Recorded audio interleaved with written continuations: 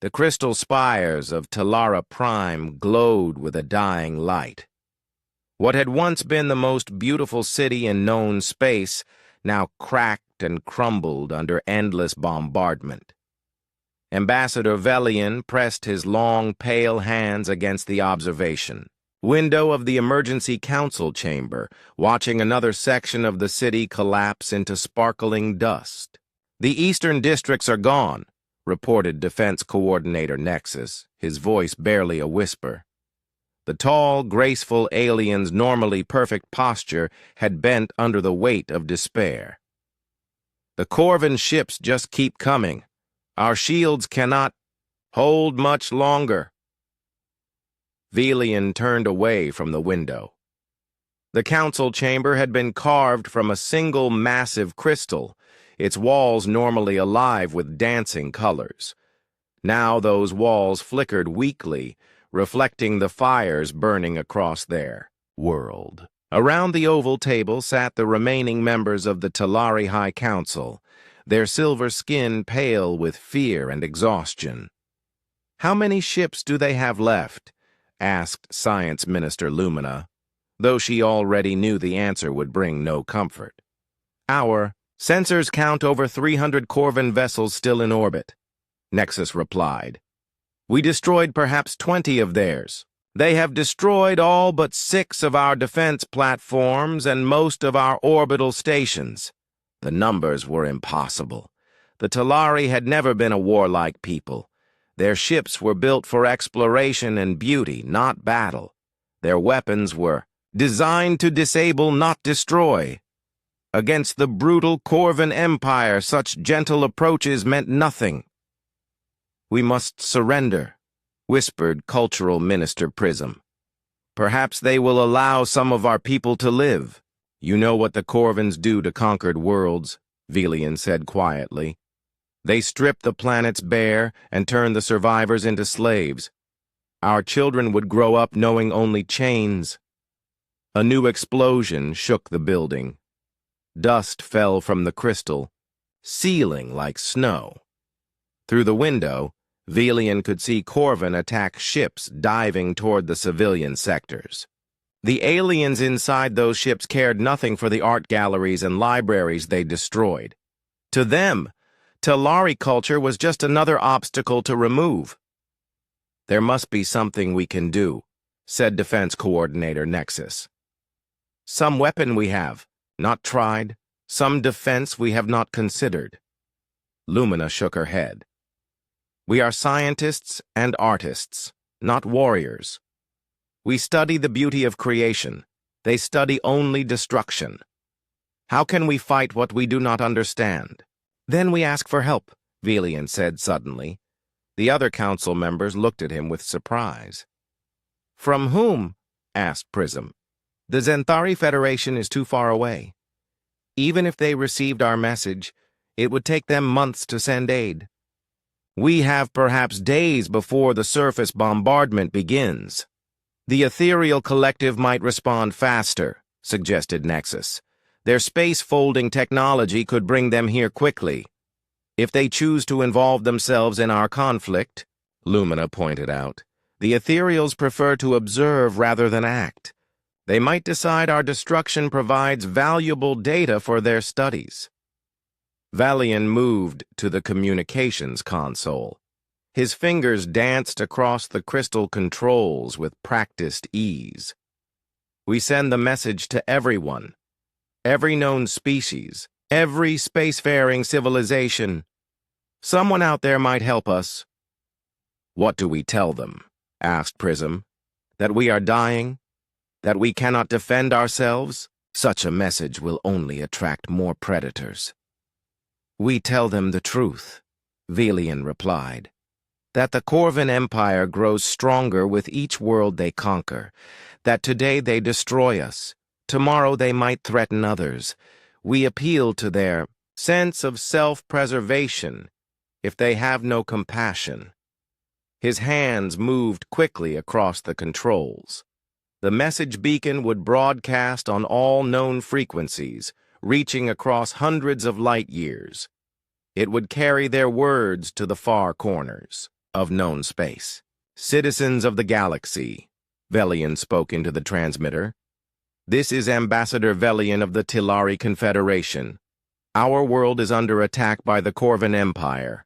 Our defenses have failed. Our people are dying. We request immediate assistance from any civilization capable of providing aid. The Corvans show no mercy to the conquered. Today they destroy Tilara Prime. Tomorrow they may threaten your worlds. Please, if you can hear this message, help us. The transmission went out into the dark between stars. Velian knew that most species would ignore their plea. Galactic politics were complicated. Many civilizations had treaties or trade agreements with the Corvans. Others would consider the Tilari too weak to deserve survival. Far across the galaxy, on a small blue world, the message reached a monitoring station hidden in the mountains. Communications Officer Minho sat at his desk, drinking coffee and watching the endless stream of data from space. Most transmissions were routine. Trade communications, navigation updates, scientific reports, but this one was different. Jiwan, he called to his supervisor. You need to hear this. Jiwan walked over, her boots clicking on the metal floor. She was a small woman with sharp eyes and graying hair. For 15 years, she had monitored alien communications for the United Earth Space Command. In all that time, she had never heard anything like the message playing through Minho's speakers. Run it again, she said. They listened to the Tilari plea 3 times. The translation software worked perfectly, but the emotion in the alien voice needed no translation. This was the sound of a people facing extinction. What do we know about these Tilari? Jiwan asked. Minho pulled up the files on his computer. Peaceful species, high technology level. They make beautiful art and have advanced science. No military to speak of. The Corvans, they are bad news. Aggressive empire. They have conquered 12 worlds in the past 50 years. And they are asking for help. Yes, broadcasting to everyone. Jiwan stared at the screen for a long moment. Earth had been monitoring galactic communications for decades, but they had never interfered in alien conflicts. The official policy was observation only. But something about this message bothered her. Send it up the chain, she decided. Let the admirals decide what to do. The message traveled quickly through military channels. Within hours, it reached the desk of Fleet Admiral Suyung. She was a veteran of the Solar Wars, a woman who had learned that sometimes good people needed protection from bad ones. The Tilari message reminded her of colony worlds begging for help against raiders. She called for Captain Taewon of the UNS Indomitable. He was young for a starship captain, but he had proven himself in combat against pirates and hostile aliens. His ship was fast and well-armed. You heard the message? She asked when he arrived at her office. Yes, Admiral. The Tilari sound desperate. They are.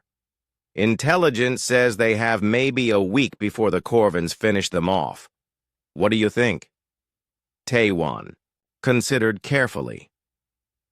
The Corvans are expanding their territory. If they take the Tilari worlds, they will be closer to our borders. Eventually, they might decide Earth looks interesting. My thoughts exactly. How fast can you get there? With the new slipstream drives? 12 days. Too long. Take the entire 4th Fleet. I will authorize emergency jump protocols. Within 6 hours, 23 human warships prepared for departure. The crews worked with calm efficiency, loading supplies and checking weapons. They had trained for this moment, though they had never expected their first major alien contact to begin with a rescue mission. Back on Talara Prime, Ambassador Velian watched his city burn. The Council had received confirmation that someone had heard their message. A species called humans would arrive in 12 days. None of the Talari had ever heard of humans before, but at this point, any help was welcome. Velian only hoped his people would survive long enough to see what these mysterious humans could do. The human fleet dropped out of slip space at the edge of the Talari system like a pack of hunting wolves. Captain Yebin of the science vessel Harmony was the first to detect their arrival, and what she saw through her telescopes made her elegant. Hands tremble. "These ships," she whispered to her crew, "they are not like anything in our databases." The human vessels were ugly by Talari standards.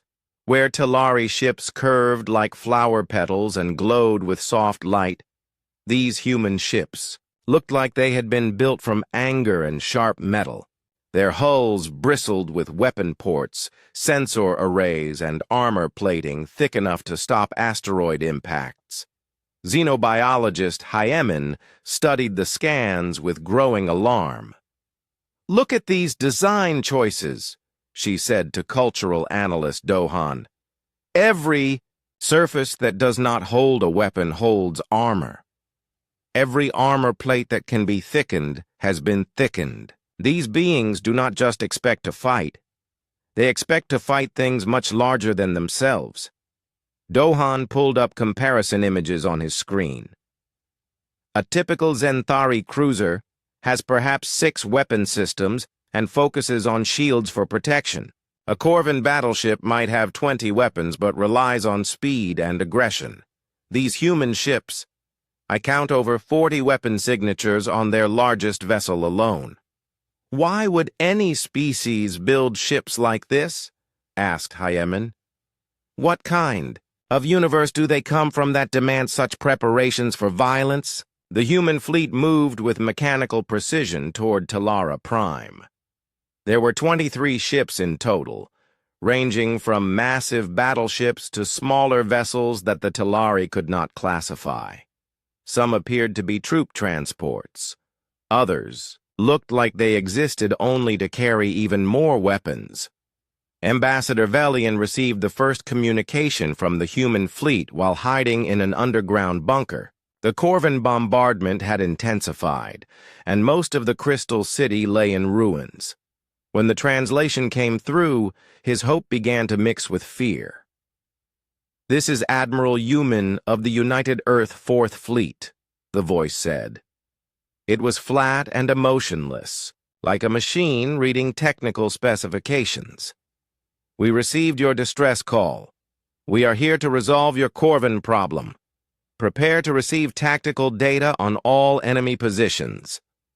The way the human said, "resolve your problem," made Velian's skin crawl. In Talari culture, problems were solved through discussion, compromise, and careful negotiation. The human admiral spoke of the Corvan Empire like it was a broken machine that needed repair. "Tactical data?" asked Defense Coordinator Nexus, who had survived the bombing by pure luck. "What kind of tactical data?" The answer came in the form of detailed star charts showing every Corvan ship, its weapons, its crew size, and its weak points. The information was so complete that it seemed impossible. How had the humans gathered such intelligence so quickly? Dr. Cheyung aboard the human flagship studied the Talari communications with scientific interest. As the fleet's xenopsychologist, her job was to understand alien thinking patterns. What she found in the Talari messages confused her. "They keep asking us about negotiation protocols and diplomatic solutions," she reported to Admiral Yuman. "They seem to expect us to talk to the Corvans before taking action." "Talk to them about what?" asked the Admiral. "They are attacking a peaceful world. The situation seems clear enough." "That is what troubles me," Cheyung replied. "The Talari appear to believe that all conflicts can be resolved through conversation. They have no concept of enemies who simply cannot be reasoned with. Marine Colonel Seok Jin was preparing his troops for possible boarding actions when the first disturbing reports came in. "Sir," said his aide, "the Talari are asking about casualty projections and civilian protection protocols. What about them?" "They want guarantees that no civilians will be harmed during our operations. They also want us to confirm that we will not damage any Corvan cultural sites or religious artifacts." Seok-jin stared at his aide for a moment. "They want us to protect Corvan cultural sites while the Corvans are bombing their cities?" "Yes, sir. They say that destroying another species' heritage would make us no better than the attackers." This information traveled quickly to Admiral Yuman, who found himself dealing with a situation no military academy had prepared him for. The people he was trying to rescue seemed more concerned about their enemy's welfare than their own survival. Strategic Officer Nayung was having similar problems with her tactical planning.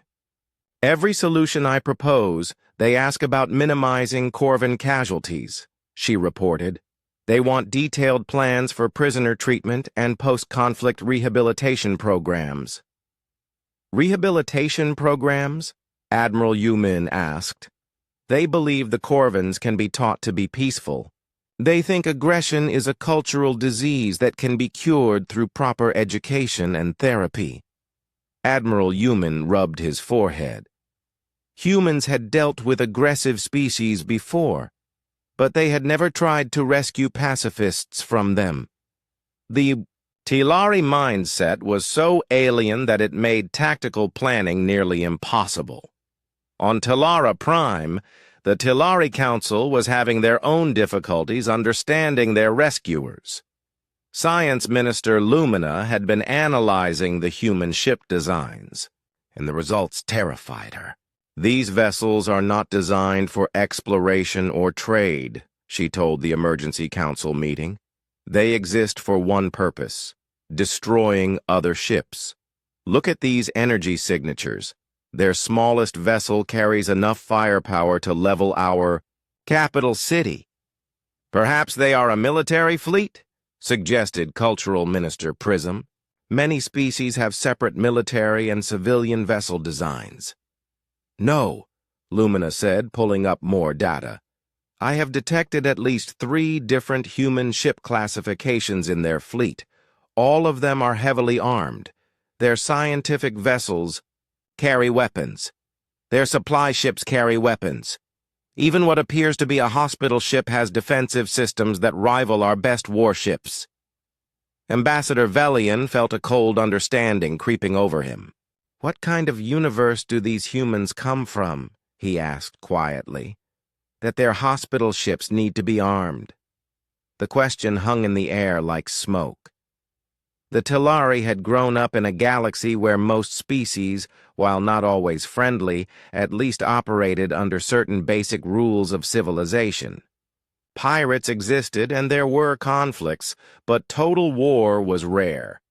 The idea that an entire species might design every aspect of their technology around the assumption of constant conflict was horrifying. "Perhaps," suggested Prism hopefully, "they are simply very cautious. Better to have weapons and not need them than to need weapons and not have them. Look at their communication patterns," Lumina continued. "They speak in terms of acceptable losses and operational parameters. When we asked about protecting Corvan civilians, they responded by calculating collateral damage estimates. They measure potential death like we measure temperature." Nexus pulled up the latest tactical data the humans had sent. "They have identified 17 priority targets in the Corvan fleet. They classify 12 Corvan vessels as elimination candidates and 5 as capture opportunities."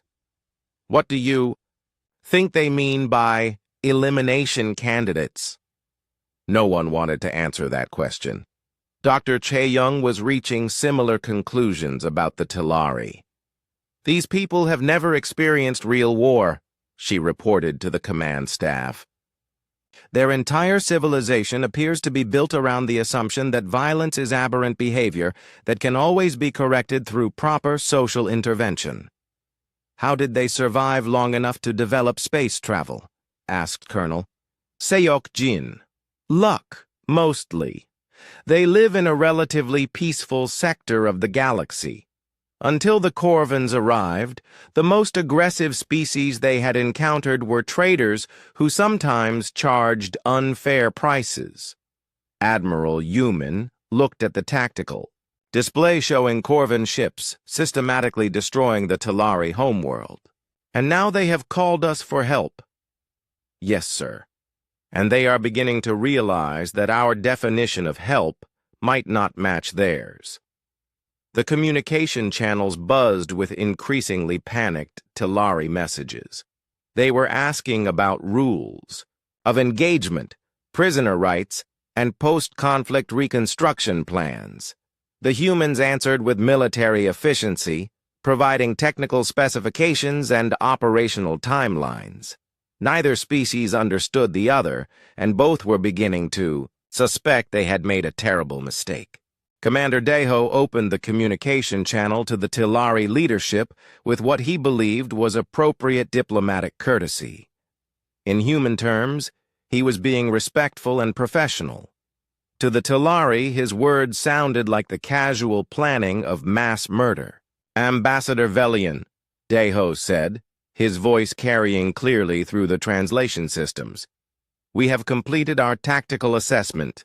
We are prepared to begin operations against the Corvin fleet. Estimated time to complete pacification, 18 hours.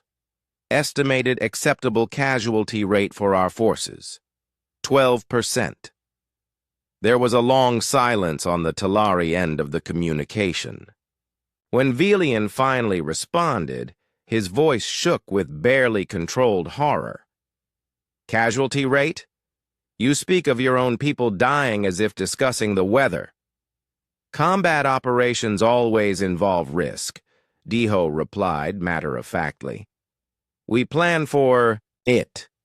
Our medical teams are prepared to handle trauma cases, and our chaplains are ready to perform last rites if necessary.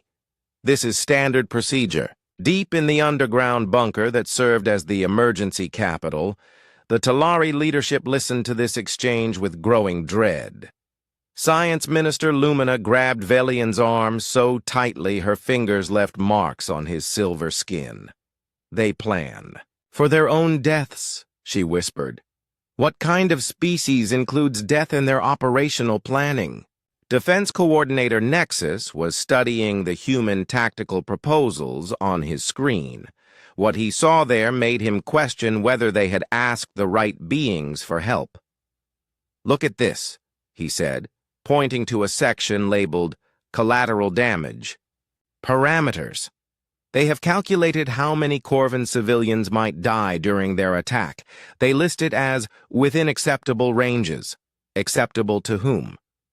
Asked Cultural Minister Prism, her voice barely audible. Strategic Officer Nayung was presenting her battle plans to the human command staff when the first real misunderstanding occurred. Phase 1 involves targeted strikes on Corvin communication, arrays, and command vessels, she explained to Admiral Human. This will create chaos in their fleet coordination, making them easier to defeat. What about survivors? Asked Dr. Chae-young, who was monitoring the conversation. Disabled ships will have crew members who need rescue. Survivors will be processed according to standard protocols, Nayong replied. Enemy personnel will be interrogated for intelligence value, then transferred to detention facilities. Non-combatants will be repatriated after the conflict ends. The Talari translation systems picked up these words and transmitted them directly to the Emergency Council. To beings who had never heard military terminology before, it sounded like the humans were planning to torture prisoners and execute civilians. Interrogated? Velian asked, his voice rising. You plan to torture captured Corvins?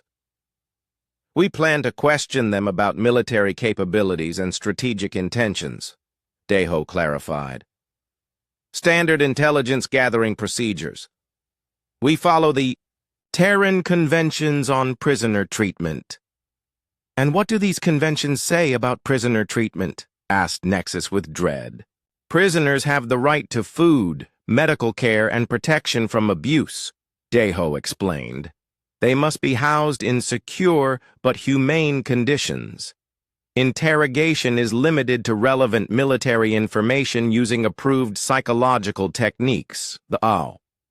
Words psychological techniques sent waves of panic through the Talari Council. In their peaceful society, the idea of deliberately manipulating someone's mind for information was the darkest form of evil they could imagine. Dr. Sunho, the Talari's leading expert on alien psychology, was analyzing human behavioral patterns when he made a discovery that chilled him to his core. I have been studying their communication protocols, he told the council. These humans display no emotional response to violence. When they discuss destroying enemy ships, their voices show the same inflection patterns as when they discuss supply logistics. Perhaps they are simply professional soldiers, suggested Prism hopefully. No, Sunho replied, pulling up audio analysis charts. I have samples of their casual conversation as well. They discuss recreational activities, food preferences, and family members with more emotional variation than they show when planning battles. Violence is so normal to them that it generates no emotional response at all. Meanwhile, on the human flagship, Colonel Seokjin was briefing his Marines on potential boarding operations. To him, this was routine preparation. To any Talari who might have overheard, it would have sounded like plans for unspeakable brutality. Remember, we want prisoners. For intelligence purposes, Seokjin told his troops.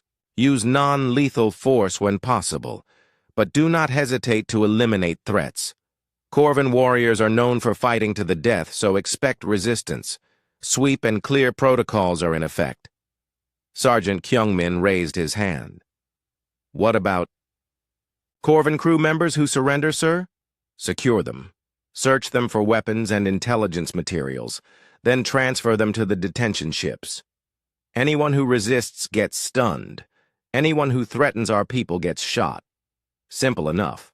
The casual way these humans discussed life and death decisions made the Talari question whether they had called for rescue or simply attracted a different kind of predator. Senator Krista tried desperately to contact other alien civilizations for alternative help.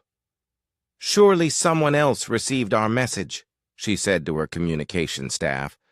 The Zenthari Federation, the Ethereal Collective, the Peaceful Union, anyone other than these humans? We have received responses from 14 different species, her aide reported.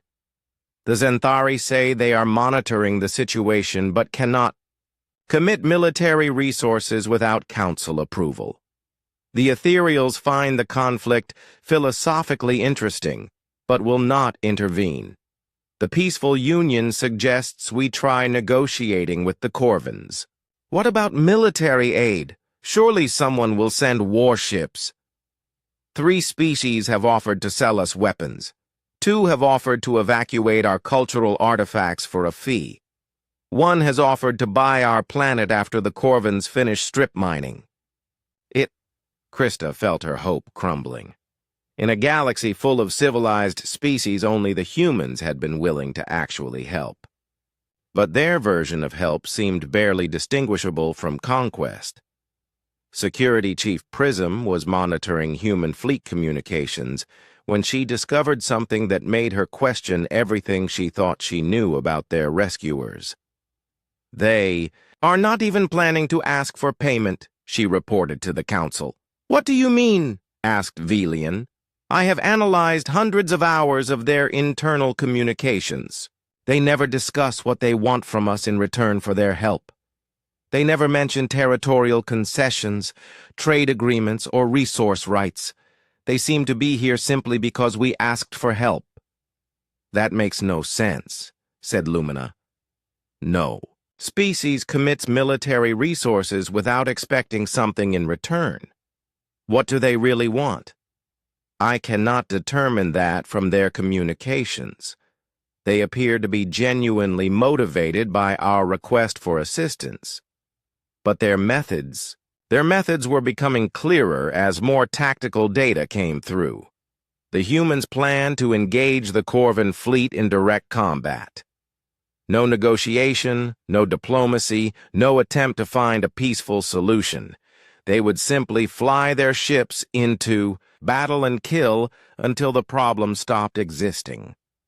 Dr. Cheung was having her own difficulties understanding the Talari mindset. They keep asking us to try talking to the Corvans, she reported to Admiral Human.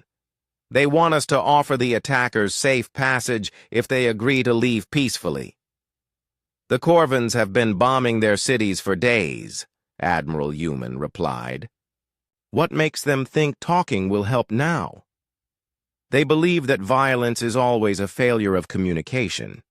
They think the Corvans attacked them because of some misunderstanding that could be resolved through proper dialogue. And if we refuse to try diplomacy first? They are beginning to consider rescinding their request for help. They seem to believe we might be more dangerous than the Corvans. Admiral Human stared at the tactical display showing Corvan ships systematically destroying the Talari homeworld. In the time they had been talking, 3 more civilian areas had been bombed into rubble. Every hour of delay meant more innocent deaths. How long would these diplomatic talks take? He asked. The Talari suggest a minimum of 72 hours for initial negotiations, followed by a cooling-off period and formal mediation sessions. Probably weeks or months for a complete resolution. In weeks or months, there will be no Talari left to negotiate for, but the Talari could not understand this logic. To them, rushing into violence without exhausting every possible peaceful alternative was morally unacceptable. To the humans, allowing more civilians to die while talking to their killers was equally unacceptable. The two species were discovering that good intentions were not enough to bridge the gap between completely different ways of viewing the universe. The Talari were beginning to fear their rescuers, and the humans were beginning to wonder if the people they had come to save actually wanted to be saved. War Leader Thorax stood on the bridge of his flagship, the Blood Talon, watching his forces systematically reduce the Talari homeworld to ruins. The massive Corvan commander was pleased with their progress. Another 3 days, and the resistance would be completely crushed. Then they could begin the profitable work of strip mining the planet and enslaving any survivors. War Leader, called his intelligence officer Razor from her station. We are detecting new ship signatures approaching the system.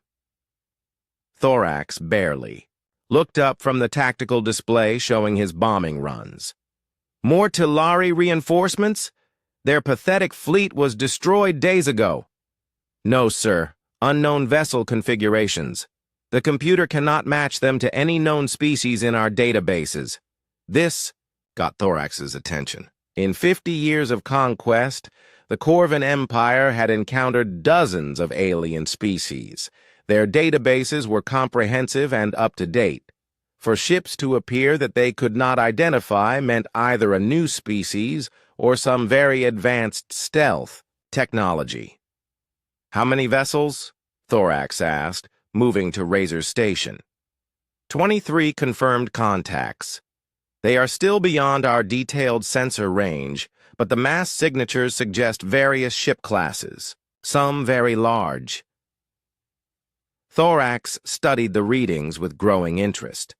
The Talari had sent out distress calls, he knew, probably begging the galaxy for help like the weak creatures they were.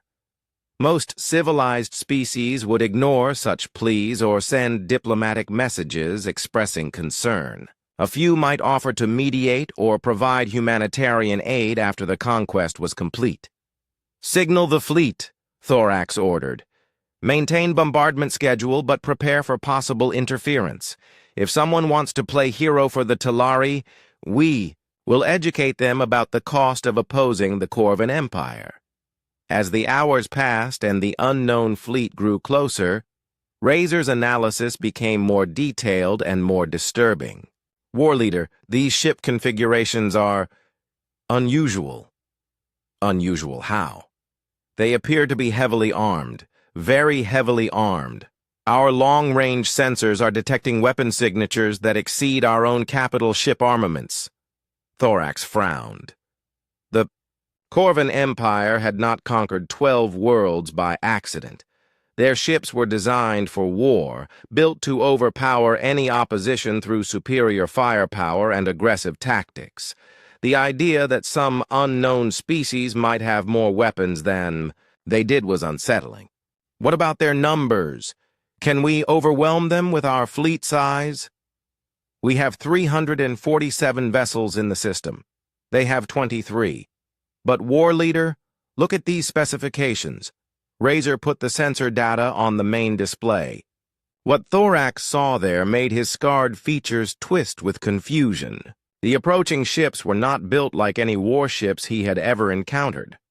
Corvan vessels were designed to inspire fear, massive, angular, bristling with visible weapons.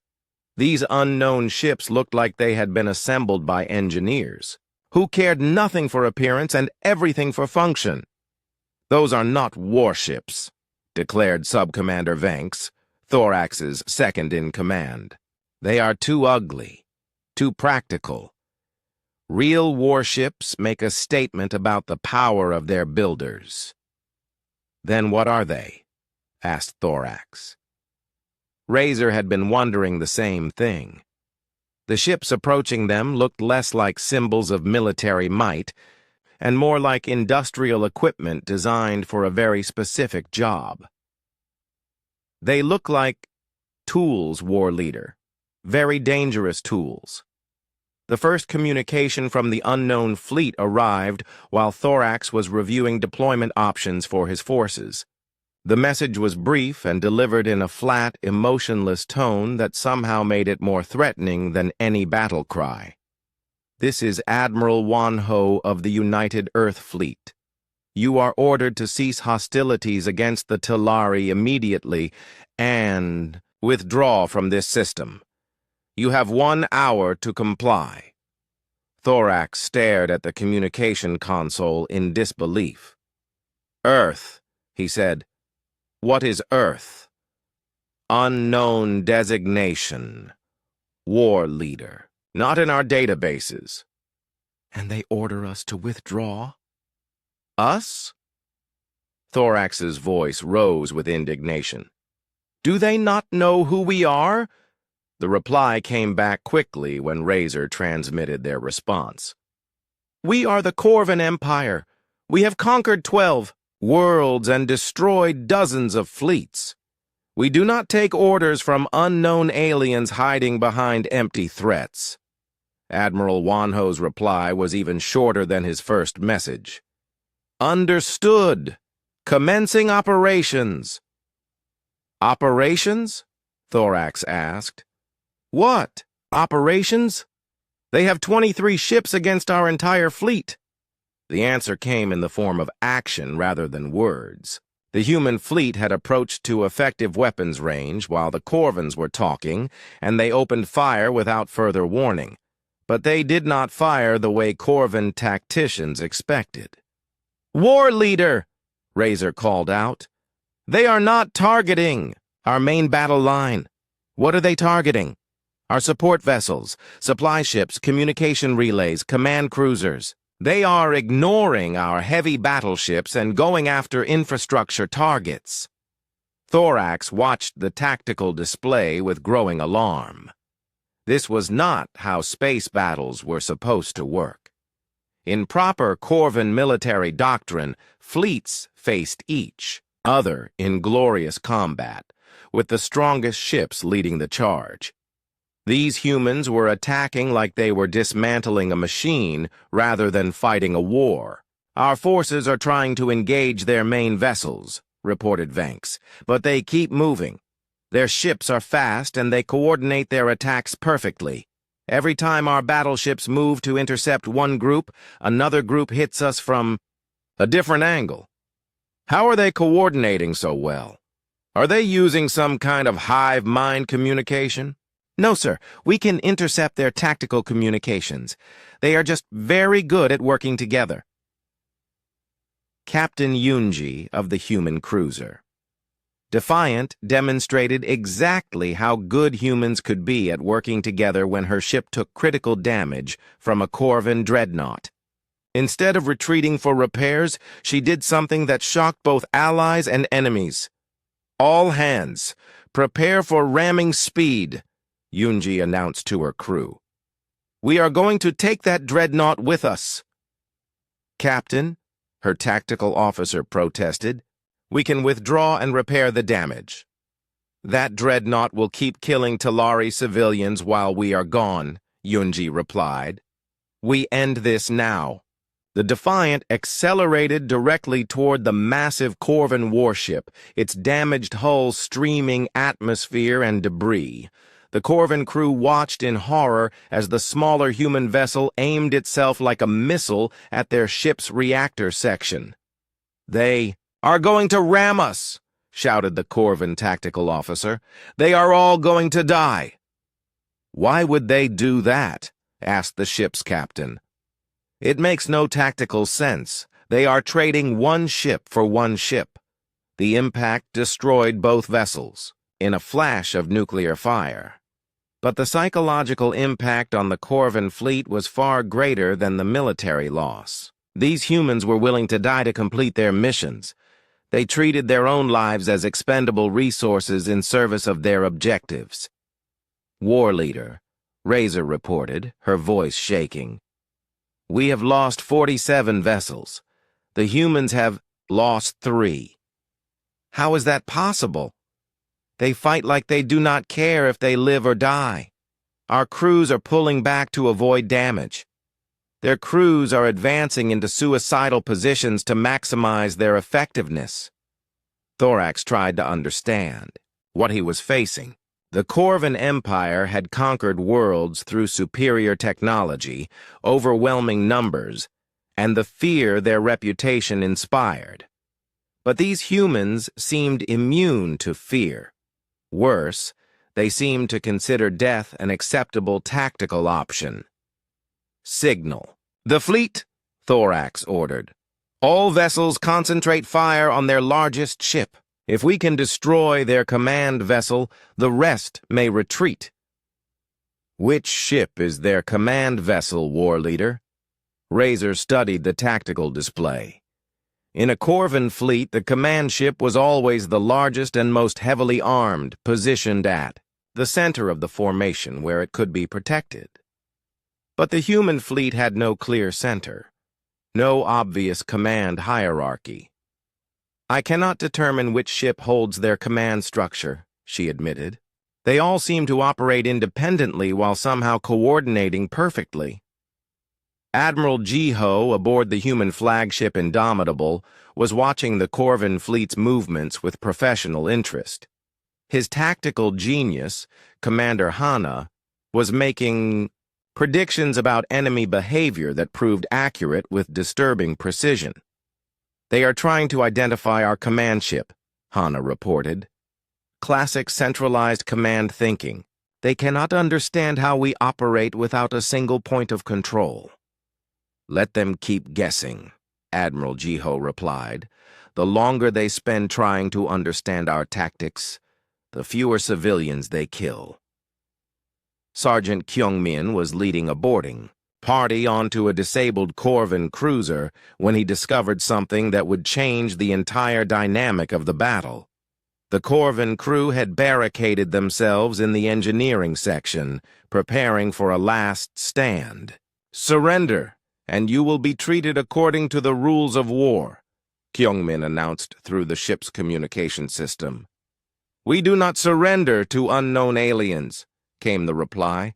We are Corvan warriors. Then you will die as Corvan warriors, Kyungmin said matter-of-factly, and began cutting through the barricade with plasma torches.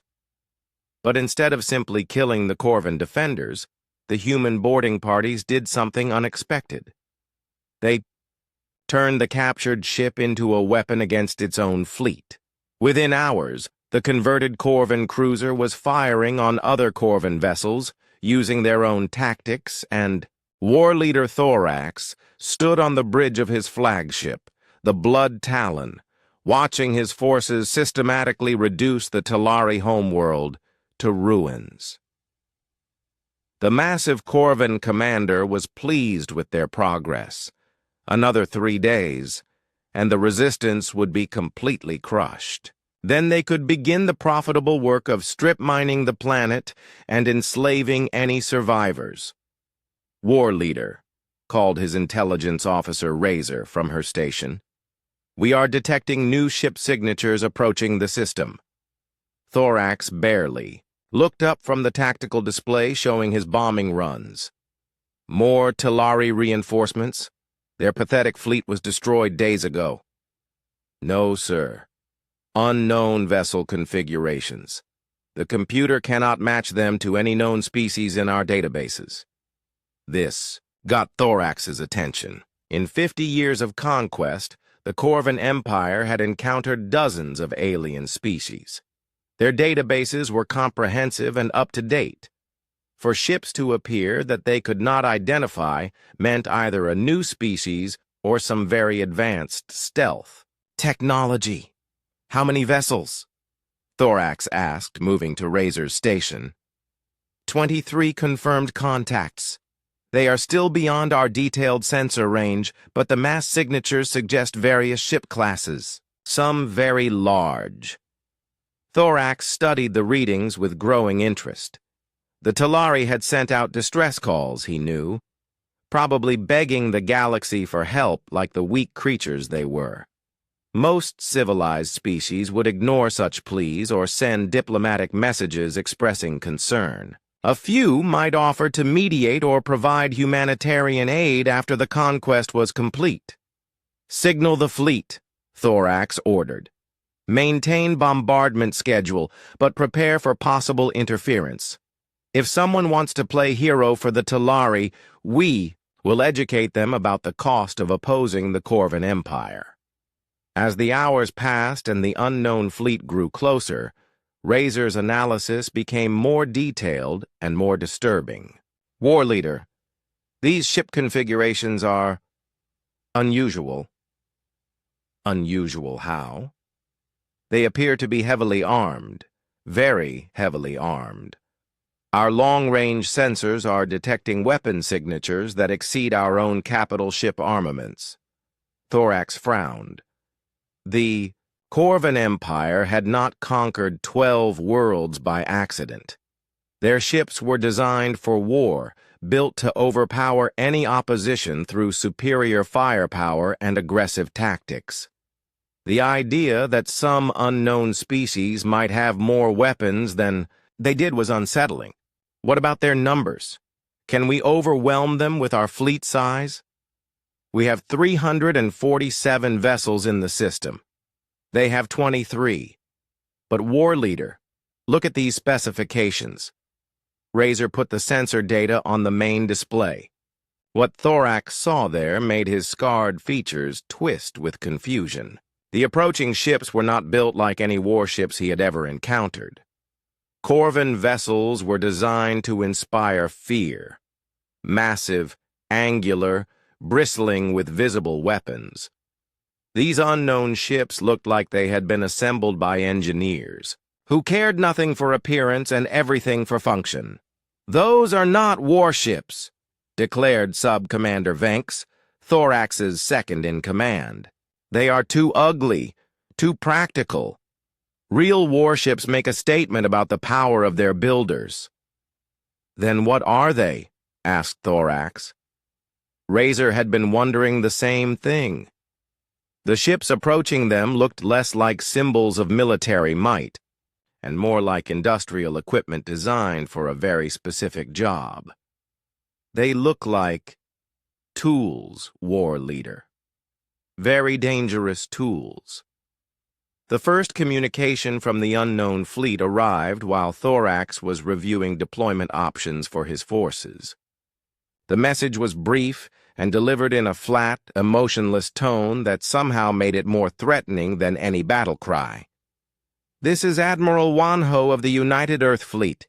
You are ordered to cease hostilities against the Tillari immediately and withdraw from this system. You have 1 hour to comply." Thorax stared at the communication console in disbelief. "Earth?" he said. "What is Earth?" "Unknown designation." "War Leader, not in our databases. And they order us to withdraw?" "Us." Thorax's voice rose with indignation.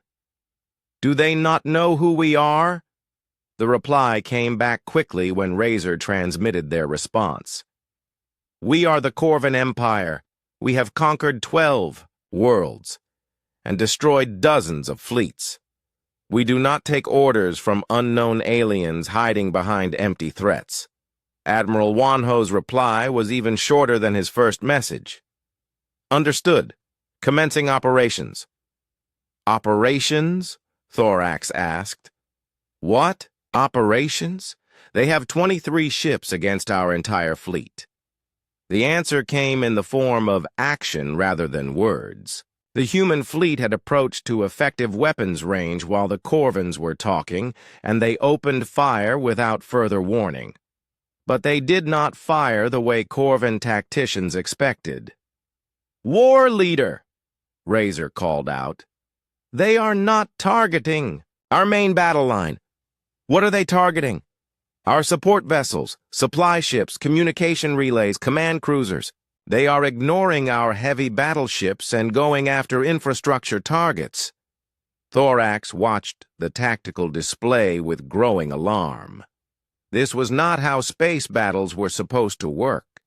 In proper Corvan military doctrine, fleets faced each other in glorious combat with the strongest ships leading the charge. These humans were attacking like they were dismantling a machine rather than fighting a war. "Our forces are trying to engage their main vessels," reported Venks, "but they keep moving.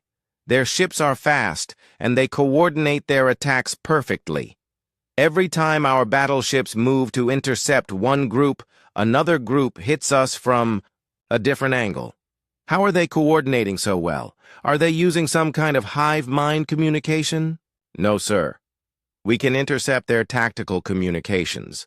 They are just very good at working together." Captain Yunji of the human cruiser Defiant demonstrated exactly how good humans could be at working together when her ship took critical damage from a Corvan dreadnought. Instead of retreating for repairs, she did something that shocked both allies and enemies.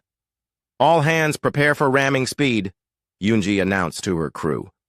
"We are going to take that dreadnought with us."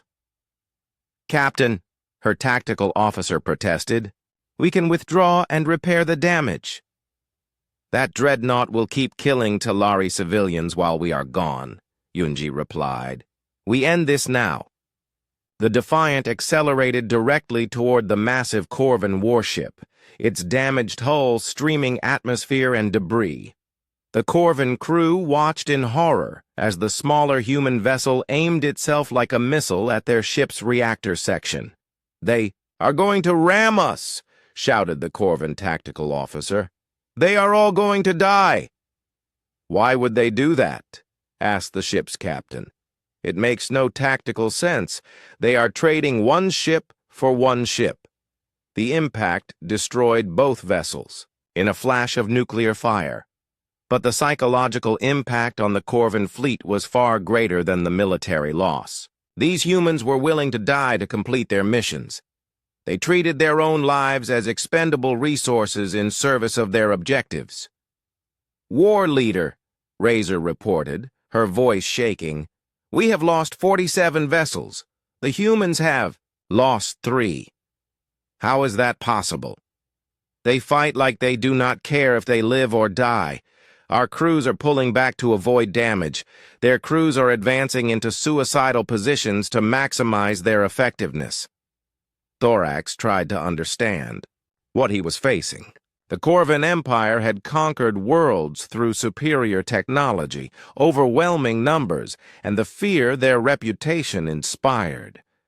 But these humans seemed immune to fear. Worse, they seemed to consider death an acceptable tactical option. Signal the fleet, Thorax ordered. All vessels concentrate fire on their largest ship. If we can destroy their command vessel, the rest may retreat.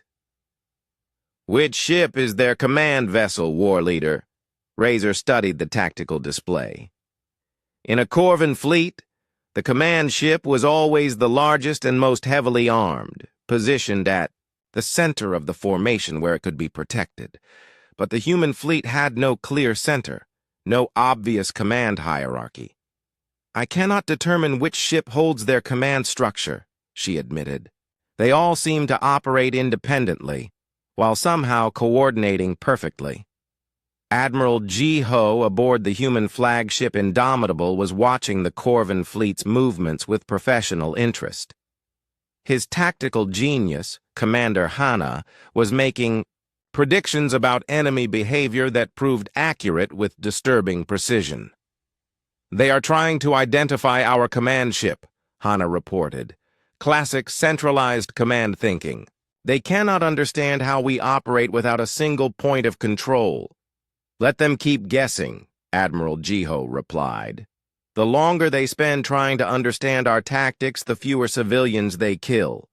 Sergeant Kyung-min was leading a boarding party onto a disabled Corvan cruiser when he discovered something that would change the entire dynamic of the battle. The Corvan crew had barricaded themselves in the engineering section, preparing for a last stand. Surrender, and you will be treated according to the rules of war, Kyung-min announced through the ship's communication system. We do not surrender to unknown aliens, came the reply. We are Corvan warriors. Then you will die as Corvan warriors, Kyung-min said matter-of-factly, and began cutting through the barricade with plasma torches. But instead of simply killing the Corvan defenders, the human boarding parties did something unexpected. They turned the captured ship into a weapon against its own fleet. Within hours, the converted Corvan cruiser. The silence after the battle was more unsettling than the chaos during it. Ambassador Velian stood in what remained of his crystal city, looking up at a sky no longer filled with the fire of orbital bombardment. The Corvan fleet was gone. Not defeated, not driven away, but completely erased from existence. In the space above his world, human ships moved in careful patterns, securing the battlefield with mechanical efficiency. How many Corvan survivors? Velian asked Defense Coordinator Nexus, though he dreaded the answer. Nexus consulted his damage reports with trembling hands. According to human transmissions, they recovered approximately 2,000 prisoners from disabled vessels. The rest, there were no other survivors. 2,000 out of how many? The Corvan fleet carried an estimated 150,000 crew members. The numbers hung in the air like a death sentence. In 6 hours of combat, the humans had killed over 90% of their enemies. The Talari had been hoping for rescue, perhaps driving off the attackers through superior firepower or diplomatic intervention. They had never imagined that rescue would involve the systematic extermination of an entire invasion force. Science Minister Lumina was studying the tactical reports when she made a discovery that chilled her to her core. The humans accepted no surrender offers, she told the Emergency Council. The Corvans tried to yield 17 times. The humans ignored every attempt. Perhaps they did not understand the communications, suggested Cultural Minister Prism hopefully. No, their translation systems are excellent. They understood perfectly. They simply chose to continue fighting until the enemy was completely destroyed. Diplomatic. Atache Hyjin was the first human to set foot on Tilara Prime since the battle ended. To him, this was a routine post-conflict assessment mission. To the Tilari, it was their first face-to-face encounter with the species that had just demonstrated the capacity for total warfare. Ambassador Velian, Hyjin said through the translation system, I am here to discuss reconstruction assistance and long-term security arrangements. We understand that your infrastructure has suffered significant damage. Velian studied the human carefully. Hyjin looked surprisingly ordinary. No visible weapons, no threatening posture, no signs of the savage warrior the Tilari had expected. He could have been a trade negotiator or cultural exchange officer. This normalcy was somehow more frightening than visible aggression would have been. Your forces, Velian began carefully. They killed many Corvins. Yes, Hyjin replied matter-of-factly. We eliminated the threat to your world. The Corvin invasion force has been neutralized. But so many died. Could you not have found another way? Hyjin paused, clearly trying to understand the question. Another way to do what? Stop them from killing your people? We used the most efficient method available. But the loss of life was primarily among those who were attacking civilians, Hyjin pointed out. We minimized friendly casualties and completed the mission objective. From a tactical standpoint, the operation was highly successful. This conversation was being monitored by both species, and the cultural gap it revealed was enormous. To humans, the death of enemies who refused to stop attacking civilians was a regrettable but necessary cost of protecting innocents. To Tilari, any solution that involved massive casualties was morally questionable regardless of the justification. Dr. Che Young was conducting her own cultural analysis when she realized the fundamental difference between human and Tilari thinking. They view violence as an absolute moral evil, she reported to Admiral Jiho. They cannot understand how we can use violent methods in service of peaceful objectives. And how do they resolve conflicts with those who will not negotiate? They do not, apparently. Their society has never encountered enemies who could not be reasoned with. The concept of irredeemable aggression is foreign to them. That explains why they were so helpless against the Corvins. Yes, but it also explains why they are so disturbed by our methods. To them, we appear to be as morally corrupt as their attackers. This cultural misunderstanding was creating problems for both species. The Tilari were grateful to be alive, but horrified by the methods used to save them. The humans were proud of their successful rescue operation, but confused by the negative reaction from those they had helped. On the captured Corvin vessels, interrogation sessions were providing valuable intelligence about the broader threat. War leader Thorax, now a prisoner aboard the human ship Justice, was learning that his captors operated by rules completely alien to his understanding. You destroyed my entire fleet, he said to his interrogator, Intelligence Officer Youngji. Yes, she replied, consulting her notes. Was there something unclear about our intentions? We announced that we were here to resolve the Tilari problem. Your fleet was the problem. But we tried to surrender. Your surrender would not have guaranteed the safety of the Tilari. History shows that aggressive species often regroup and attack again when they believe they can win. We prefer permanent solutions. Thorax stared at her in disbelief. Permanent solutions? You mean genocide? We mean ending the threat. Your empire has conquered 12 worlds. How many civilians did you kill in those conquests? That was war. Conquest is natural. The strong take from the weak. And now you have encountered someone stronger. This is also natural by your logic. The interrogation revealed something that disturbed both species for different reasons. The humans had not destroyed the Corvan fleet out of hatred or bloodlust. They had done it because they viewed the Corvan Empire as a cancer that would continue spreading until someone cut it out entirely. It was not personal. It was preventive medicine on a galactic scale. Commander Minje was establishing temporary headquarters in the ruins of the Talari capital when he encountered the philosophical heart of the cultural divide. A group of Talari civilians approached him with a question that captured their entire worldview. "Why did you not try to teach them?" asked an elderly Talari named Harmony. "The Corvans are an aggressive species, but surely they could be educated to be peaceful." Minje considered the question seriously. How long would such education take? Perhaps generations. True cultural change requires time and patience. And during those generations, how many more worlds would they conquer? How many more civilians? Would they kill while we tried to teach them to be better? But killing them is not the answer. Violence only creates more violence. Sometimes, Minje replied gently. Violence ends violence.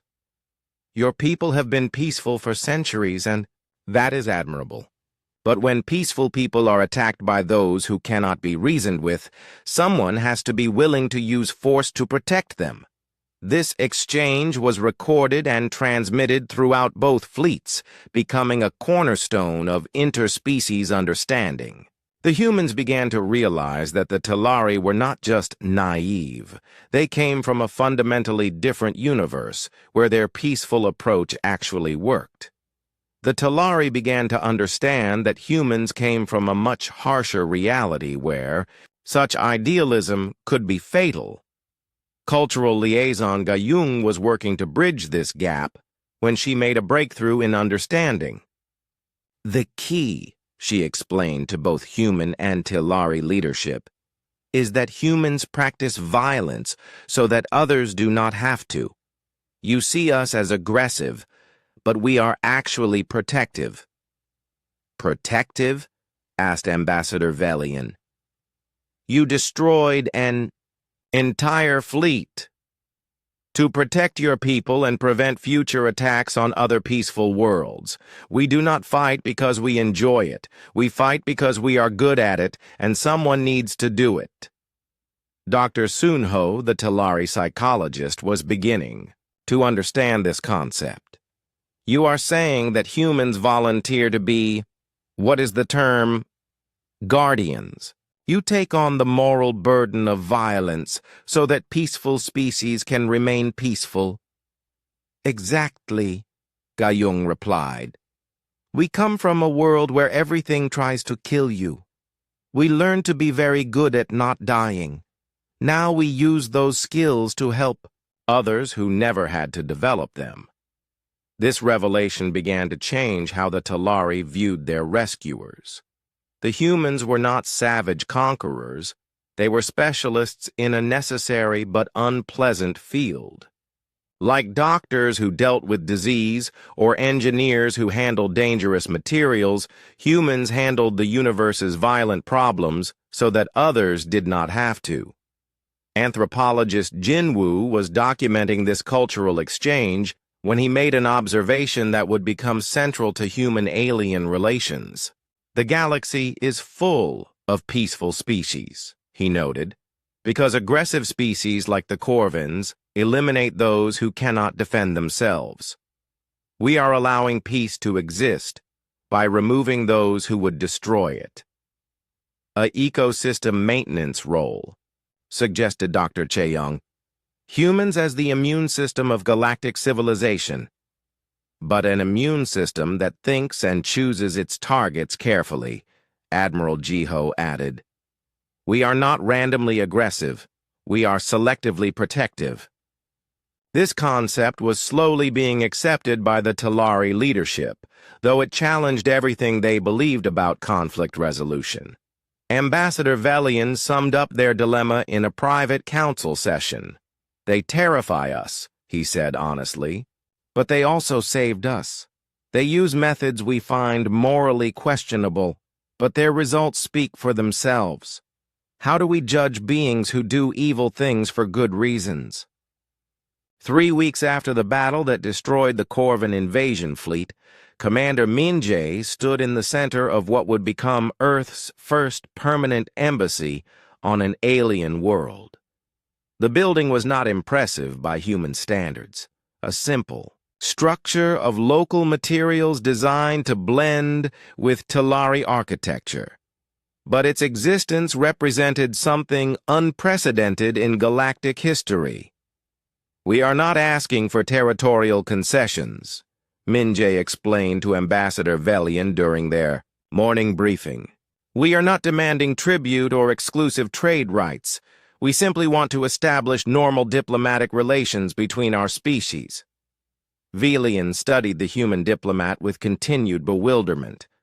In 3 weeks of negotiations, the humans had proven to be the most confusing allies his people had ever encountered. They had the military power to demand anything they wanted from the grateful Talari, but they seemed to want very little. Your government requires nothing from us? Velian asked for the 10th time. We require your friendship, Minjae replied. Your people are peaceful, intelligent, and create beautiful art. We would like to trade with you, learn from you, and help protect you if threats arise. In return, we offer our protection, our technology, and our friendship. But you could simply take what you wanted. Your fleet demonstrated that our defenses are meaningless against your capabilities. Taking things by force creates enemies.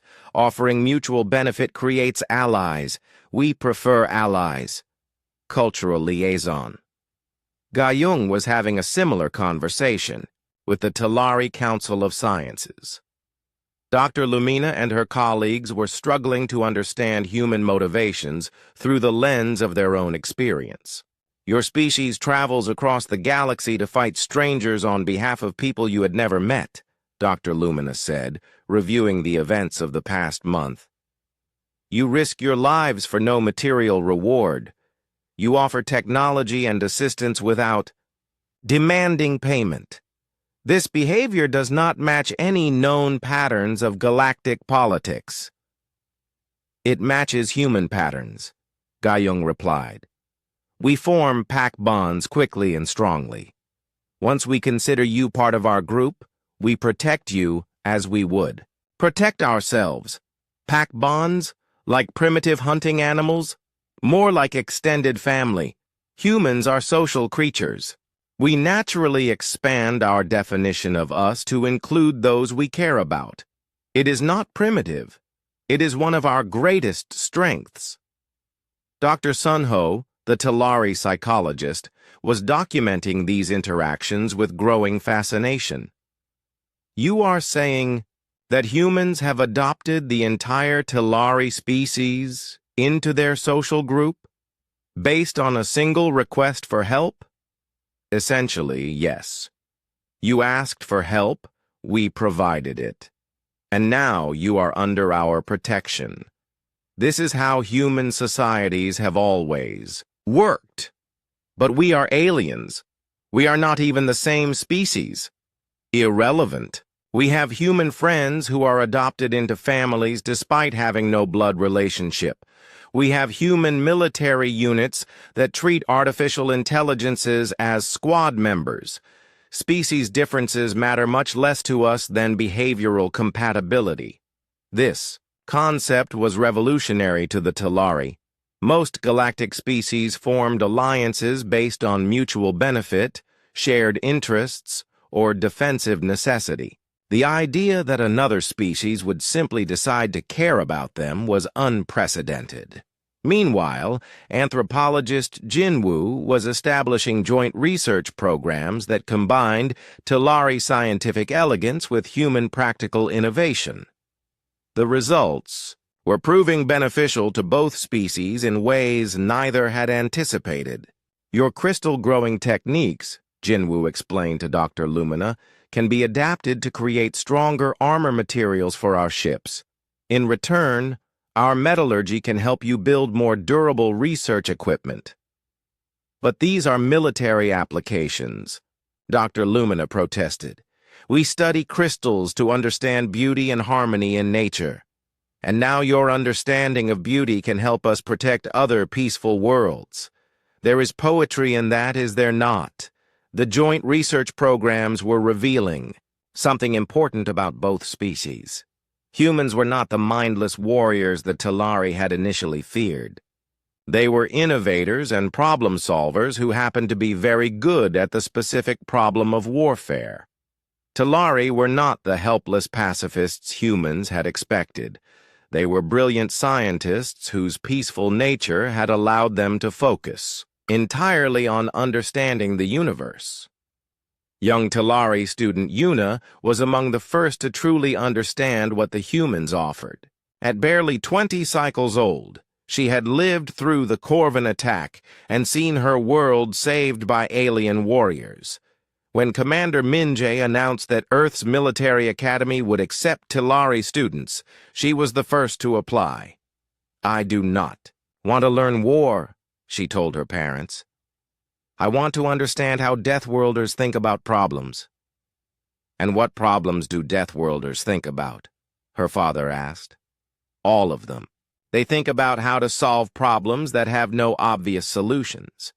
They think about how to protect people who cannot protect themselves. They think about how to end conflicts permanently rather than just managing them."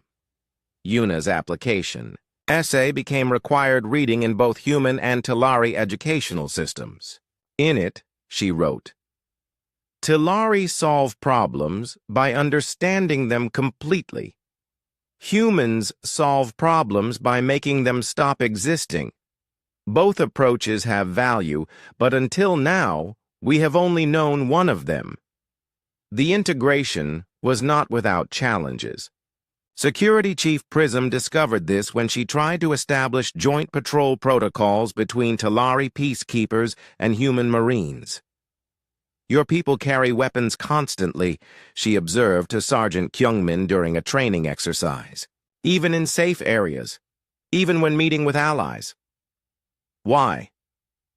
"Because safe areas can become dangerous quickly," Kyungmin replied, checking his sidearm.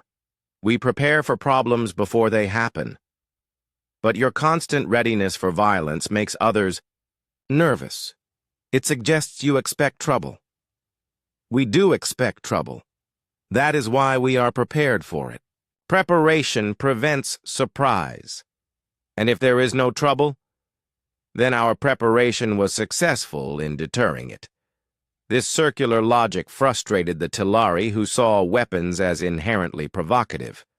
But they were beginning to understand that humans saw weapons as tools, no different from communicators or medical scanners. The presence of armed humans was not a threat. It was an insurance policy. The broader galactic community was watching these developments with intense interest. The Zenthari Federation sent diplomatic envoys to observe human-Talari relations. The Ethereal Collective added the humans to their list of species requiring further study. Even neutral trading cartels began adjusting their routes to avoid areas where human patrols operated. Ambassador Hyunwoo, Earth's first galactic ambassador, was fielding requests for meetings from dozens of species. Most wanted to understand what kind of beings these humans were and whether they represented a threat or an opportunity. "The Killian Republic requests assurance that human expansion will not threaten their territory," reported his aide, Communications, Officer Tajin. Tell them we have no interest in their territory unless they threaten our friends, Hyun-woo replied. We are not conquerors. We are protectors. The Zalarian Trade Confederation wants to know if they can hire human ships for escort duties. Possibly, if the missions involve protecting civilians from pirates or raiders. We are not mercenaries, but we will help those who need protection. The hegemony of worlds demands that we explain our intentions regarding the former Corvan territories. We have no intentions regarding those territories beyond ensuring they are not used as bases for future aggression. Local populations are free to govern themselves as they see fit. These responses were causing significant changes in galactic politics. Species that had been victims of Corvan aggression were requesting human protection. Aggressive empires were reconsidering their expansion plans. Trading guilds were offering substantial payments for human escort services. The humans were accidentally becoming the galaxy's police force, simply by being the only species willing and able to stop aggressors permanently. Dr. Chae-young was studying this phenomenon when she made a disturbing discovery. We are changing the entire balance of galactic civilization, she reported to Admiral Ji-ho. Our intervention here has created ripple effects throughout known space. Good changes or bad changes? Both. Peaceful species feel safer knowing we exist. Aggressive species are either moderating their behavior or preparing for war with us. The galaxy is polarizing into those who want our protection and those who see us as a threat to their way of life. And which side is winning? The peaceful side, because we exist. For the first time in galactic history, aggression is becoming disadvantageous. Species are discovering that attacking peaceful worlds brings human attention, and human attention is decisive. This was the unexpected diplomatic revolution the humans had created, not through treaties or negotiations, but simply by demonstrating that peaceful species had protectors who could not be defeated or deterred. Ambassador Velian was beginning to understand this when he received a communication from the Delian Assembly, a peaceful species located 3 sectors away. We have heard of your alliance with the humans, the message said. Can you tell us how to request their protection? The Ravager clans are threatening our colonies, and we have no defenses against them. Velian forwarded the message to Commander Minjae, who smiled when he read it. 5 years after the Talari incident, as historians would later call it, Ambassador Hyun-woo stood before the First Galactic Peace Council in the newly constructed neutral station orbiting Harmony Prime. Representatives from 47 different species filled the circular chamber, their varied forms creating a rainbow of galactic diversity. At the center of it all sat the simple question that had brought them together. What do we do about the humans? The Terran Federation has fundamentally altered the balance of galactic civilization, announced Prime Speaker Zephon of the Zenthari Federation. In 5 years, they have ended 3 major conflicts, dissolved 2 aggressive empires, and created the longest period of galactic peace in recorded history. And they did it, added Counselor Vex of the Ethereal Collective, without conquering a single world or demanding tribute from anyone. Their methods may be violent, but their intentions appear genuinely peaceful. Representative Clix of the Zalarian Trade Confederation adjusted his speaking device with one of his 4 arms. The economic data supports this assessment. Trade has increased by 300% in sectors under human protection. Piracy has dropped to negligible levels. Even aggressive species are switching to peaceful commerce because war has become unprofitable. Ambassador Hyun-woo listened to these discussions with quiet satisfaction. The humans had never intended to reshape galactic civilization. They had simply responded to calls for help in the most effective way they knew, but the results spoke for themselves. "We would like to present the human perspective," Hyunwoo said when called upon. "My species has a saying, peace through superior firepower. We do not seek to rule the galaxy. We seek to protect those who cannot protect themselves and ensure that aggression becomes too costly to be practical." The chamber fell silent, as species that had spent millennia dealing with careful diplomatic language heard the blunt honesty of human communication. There were no hidden meanings, no complex political calculations, just a simple statement of intent. "But who watches the watchers?" asked Senator Praxis of the Democratic Republic. "What prevents humans from becoming the very threat they claim to protect against?" "Our own nature," Hyunwoo replied. "We are protectors, not conquerors. We form emotional bonds with those we help. Harming our friends would be like harming ourselves." "That is not a political guarantee," Praxis pointed out. "That is a psychological assessment." "Correct. Human reliability is based on psychology, not politics. We do not protect you because of treaties or agreements. We protect you because we care about you." This exchange perfectly captured the fundamental difference between human and traditional galactic approaches to alliance. Most species created complex legal frameworks to govern their relationships. Humans simply decided who they liked and committed to protecting them. On Talara Prime, the changes wrought by 5 years of human friendship were visible everywhere. The crystal cities had been rebuilt, but now they incorporated human engineering, principles that made them resistant to orbital bombardment.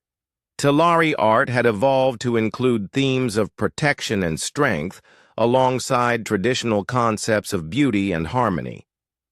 Young Yuna, now graduated from Earth's military academy, was working as a cultural liaison between the species. Her unique perspective, a peaceful alien trained in human military thinking, made her invaluable for bridging the gap between different approaches to problem solving. "The humans taught me something important," she told a gathering of young Talari intellectuals. "They taught me that there is a difference between being peaceful and being helpless. We can maintain our values while learning to protect them. But do we not risk becoming like them?" asked one of her listeners. "If we learn their methods, do we not risk adopting their mindset?" "I studied with them for 2 years," Yuna replied. "I learned their tactics, their strategies, their way of thinking about problems. But I am still Talari. I still value harmony and beauty. The difference is that now I can help preserve those values instead of just hoping someone else will protect them." The integration of Talari and human approaches was creating innovations neither species could have achieved alone. Talari crystals enhanced human weapon accuracy. Human metallurgy created Talari art forms impossible with traditional materials. Together, they were developing technologies that combined the elegance of Talari science with the practical efficiency of human engineering. Dr. Chae-Young, now serving as director of interspecies psychology, was documenting these cultural exchanges when she made a discovery that would define the future of galactic civilization. "We are not just forming alliances," she reported to the Human Colonial Council. "We are creating a new form of civilization entirely. A symbiotic relationship between species with complementary strengths." "Explain," requested Colonial Administrator Sojin. "Peaceful species like the Talari develop advanced sciences and create beautiful cultures because they can focus their energy on creation rather than destruction. But they remain vulnerable to aggressive species. Humans provide protection, which allows peaceful species to flourish while sharing their discoveries with us. And what do we gain from this relationship? Purpose. Humans are natural protectors, but we need something worth protecting. These alliances give us the sense of meaning and belonging that our species requires for psychological health. This symbiotic model was being replicated across the galaxy. The Delian Assembly had become masters of agricultural science under human protection. The Crystalline Collective was developing new forms of mathematics that enhanced human navigation. Systems. The Harmony worlds were creating art so beautiful that human colonists traveled thousands of light years just to experience it. But not all species were embracing the new order. In the Outer Rim territories, the remnants of the Corvan Empire had regrouped under war leader Vex, Thorax's former lieutenant, who had escaped the destruction of the original fleet. "The humans have made the galaxy weak," Vex declared to his assembled raiders. "Peaceful species hide behind their protection instead of learning strength. When we find a way to defeat the humans, the entire galaxy will collapse like a house built on sand." "How do we defeat beings who destroyed our entire fleet?" asked Sub-Commander Razor, who had also survived the disaster at Talara Prime. "We study them. We learn their weaknesses. We find allies among species that fear human dominance. And we strike when they are not expecting it." Intelligence Officer Minho intercepted this communication at a monitoring station near the Galactic Rim. Within hours, the information was on Admiral Jiho's desk aboard the Indomitable, now serving as flagship of the Galactic Protection Fleet. "They are planning something," reported strategic analyst Hana. "Corvan survivors, Ravager clans, some Zenthari extremist factions. They are forming a coalition of species that reject human protection." "How large a threat do they represent?" Admiral Jiho asked. "Individually minimal, but if they coordinate their efforts and choose their targets carefully, they could do significant damage before we can respond." Recommendations? Proactive engagement. We locate their bases and eliminate the threat before it can mature. Admiral, Jiho considered this carefully. The old human approach would have been to strike first and ask questions later. But 5 years of protecting peaceful species had taught them the value of restraint. "No," he decided. "We wait. Let them make the first move. If we attack them preemptively, we become the aggressors. Our role is to protect, not to hunt." "Sir, that approach could cost lives." "Yes, it could. But preserving our moral authority is worth some tactical disadvantage. We are not just military forces. We are the guardians of galactic peace. We must be better than our enemies. This decision would prove crucial when the coalition of resistance, as they called themselves, finally struck. Their target was the research station at New Harmony, where Talari and human scientists were working together on advanced shield technologies. The attack came without warning. 15 coalition ships dropping out of hyperspace and opening fire on the defensively minimal research station. But the attackers had made a critical error in their planning. They had assumed that human protection meant human ships patrolling every system. In reality, human protection meant human response capabilities. Captain Taywin's squadron arrived at New Harmony 12 minutes after the attack began, emerging from hyperspace in perfect formation. The coalition forces found themselves facing not the easy target they had expected, but a veteran human combat unit operating in defense of civilians. "All coalition vessels, this is Captain Taiwan of the Terran Defense Force," came the broadcast. "You have attacked a peaceful research station. Cease fire immediately and prepare to be boarded, or we will destroy you." War leader Vex, commanding the attack from his flagship, laughed at the ultimatum. 15 ships against 4 human vessels. Even Deathworlders cannot overcome such odds. He was wrong. The battle lasted exactly 18 minutes. When it ended, 12 coalition ships were disabled or destroyed, and 3 had fled in panic. More importantly, the entire engagement had been broadcast across the galaxy by news services and monitoring stations. Species throughout known space watched human ships move with P.